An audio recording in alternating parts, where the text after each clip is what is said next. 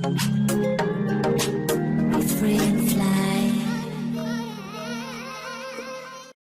Hi, my name is Asrar from SDM Lab, where I teach online business owners, entrepreneurs, content creators, and programmers who want to grow their business organically through online video. Okay. Let's start now. Select the email you want to attach, then click on the button More. Select Forward as attachment. In a new email you can see the attachment. Enter the recipient email address and send. Open the received email. You can download the attached email or click to open in a new tab. Hooray!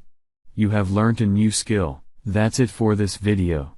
If you have learned a new skill by watching this video, then subscribe to SDM Lab and hit the bell icon to turn on the notifications, so you will not skip my future videos. Thank you. Goodbye.